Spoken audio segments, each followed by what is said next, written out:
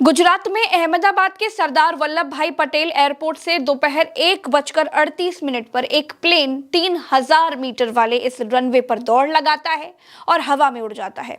और 1:40 पर ठीक 2 मिनट के बाद जैसे ही वो हवा में 625 फीट की ऊंचाई पर पहुंचता है, वो वापस जमीन की तरफ आने लग जाता है और एयरपोर्ट की बाउंड्री के बाहर एक रिहायशी इलाके की इमारतों पर गिर जाता है। तेज आग का गुबार उठता है। उसके बाद इलाके को काला धुआं घेर लेता है। ये प्लेन एयर इंडिया का था दोस्तों। इस प्लेन में 242 लोग सवार थे। ये सब अहमदाबाद से लंदन जा रहे थे।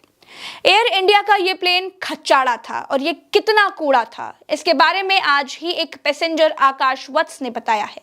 आकाश वत्स ने इसी प्लेन से दिल्ली से अहमदाबाद की यात्रा की थी। अहमदाबाद से ही ये प्लेन लंदन के लिए उड़ा था, तो उन्होंने इस प्लेन को लेकर क्या कुछ कहा और क्या कुछ सवाल उठाए, सुनना बेहद जरूरी है। सुनिए। This AC is not working. Look at everyone, and it's so many people they are using these magazines. AC is not working at all. And as usual, your TV screens are also not working. Neither this button for calling the cabin crew. Nothing is working. दोस्तों, plane crash होने से ठीक पहले की ये plane के भीतर की तस्वीर है। देखिए दोस्तों, जिस प्लेन का एसी तक काम नहीं कर रहा था, जिस प्लेन की लाइट पैसेंजर की जलाने से जल ही नहीं रही थी, वो प्लेन कितना खटारा होगा, इसका अंदाजा तो आप लगा सकते हैं। जिस प्लेन के एसी का रखरखाव तक नहीं था, उस प्लेन के इंजन का कितना ध्यान रखा जाता होगा, ये सोचने वाली बात है। ये तस्वीर देखिए। इस तस्वीर में दिखाई दे रहा है एक परिवार जो कि राजस्थान के बांसवाड़ा का है। सबकी विमान हादसे में मौत हो गई। डॉक्टर कोनी व्यास पैसिफिक हॉस्पिटल से इस्तीफा देकर अपने पति प्रदीप जोशी के साथ लंदन में शिफ्ट होने वाली थी। आज सभी बच्चों के साथ जा रही थी और इस दुखद हादसे का शिकार हो गई। सवाल ये है दोस्तों कि कैसे हुआ ये प्लेन हादसा? क्या इसके पीछे कोई विदेशी साजिश है? क्या एयर इंडिया का प्लेन ज्यादा गर्मी के कारण क्रैश हो गया? क्यों बोइंग कंपनी के इन जहाजों पर 3 महीने का प्रतिबंध लग चुका था? क्यों बोइंग के ये जहाज खटारा कहे जाते हैं? क्या कम रनवे पर दौड़ाकर प्लेन को उड़ा दिया गया?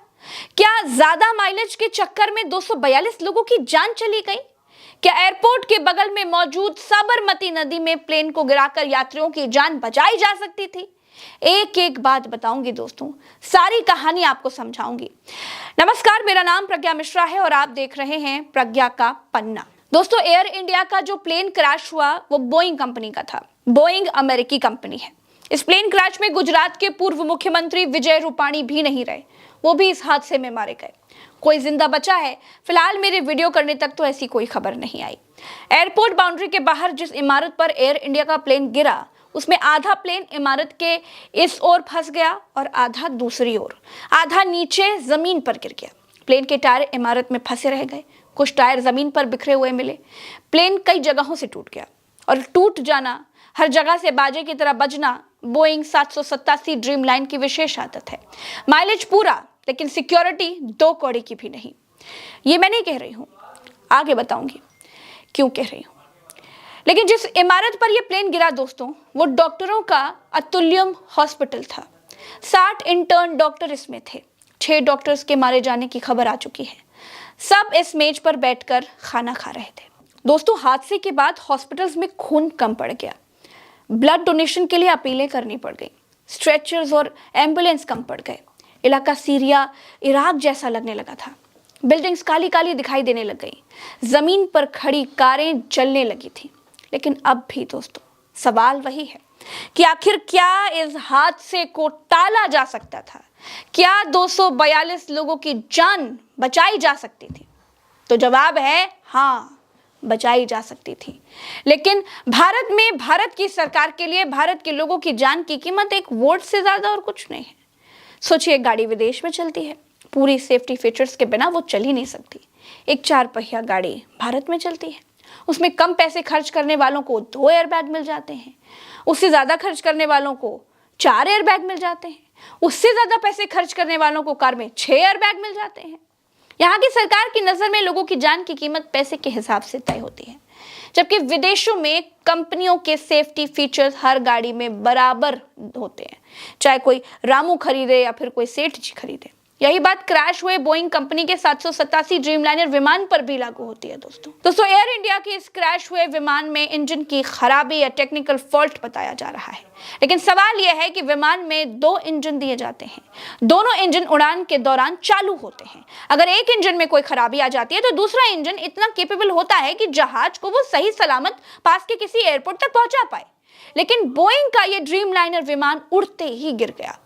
दैनिक जागरण के मिड डे अखबार में आज एक ऐड छपा था जिसमें एयर इंडिया का विमान बिल्डिंग फाड़कर बाहर निकलता हुआ दिखाई दिया। ये इत्तेफाक था या उसी तरह की घटना? खैर दोस्तों, अब मैं आपको बताऊंगी कि कैसे बोइंग के यह खटारा विमान मौत के सौदागर बनकर आसमान में उड़ रहे हैं। 2013 की बात है। 2 नए ड्रीमलाइनर 787 विमान जापान की 2 एयरलाइन कंपनियों के बेड़े में शामिल किए गए थे। इनमें लगी बैटरी में आग लग गई। आग लगने के चलते उसकी इमरजेंसी लैंडिंग करवानी पड़ी। अमेरिका की फेडरल एविएशन एडमिनिस्ट्रेशन ने 3 महीने के लिए दुनिया भर में सभी ड्रीमलाइनर विमानों की उड़ानों पर रोक लगा दी थी।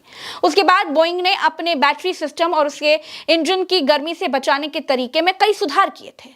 2020 से 2022 के दौरान ड्रीमलाइनर में कई मैन्युफैक्चरिंग डिफेक्ट की खबरें आई थी। बोइंग ने भी माना था कि ड्रीमलाइनर की मैन्युफैक्चरिंग में कई तरह के फॉल्ट्स हैं।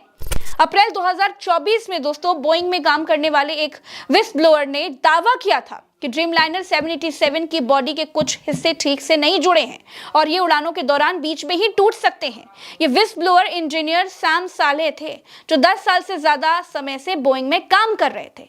बोइंग में लंबे समय तक काम कर चुके जॉन बर्नेट ने 2024 में ड्रीमलाइनर 787 की सेफ्टी को लेकर के कई सवाल उठाए थे।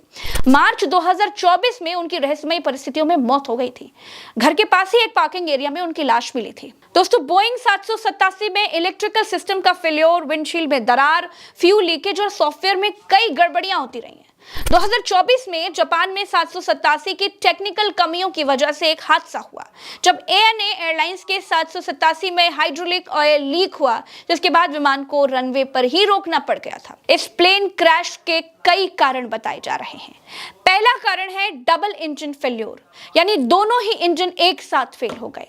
दूसरा है स्टॉल हो जाना, मतलब जब विमान की नोज यानी आगे निकली हुई जो एक चोंच होती है वो बहुत ज्यादा ऊपर की ओर हो जाती है तो विंग्स पर हवा का प्रवाह सही तरीके से नहीं हो पाता है।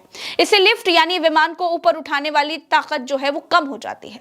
अगर लिफ्ट विमान के वजन से कम हो जाए तो विमान नीचे गिरने लग जाता है, भले ही नोज ऊपर हो। इसे स्टॉल कहा जाता है। दोस्तों नोज ऊपर होने का मतलब है कि पायलट विमान को ऊपर ले जाने की कोशिश कर रहा था, लेकिन अगर गति कम है या फिर विंग्स लिफ्ट नहीं बना पा रहे हैं तो विमान ऊपर जाने की बजाय नीचे गिर सकता है।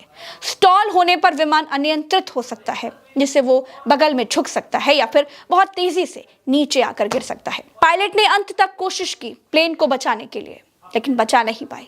242 पैसेंजर्स में से सिर्फ एक ही व्यक्ति बच पाया है, ऐसी खबरें फिलहाल निकल करके आ रही हैं और अपने पैरों पर वो चलता हुआ दिखाई दे रहा है। कहते हैं जाके रखो साइयां, मार सके न कोई। सरकार को एविएशन के नियम कड़े करने चाहिए। खटारा प्लेन क्यों चल रहे हैं, इसकी गहन जांच करनी चाहिए। मेरे साथ फिलहाल इस वीडियो में इतना ही। चैनल को सब्सक्राइब जरूर कीजिएगा। नमस्कार।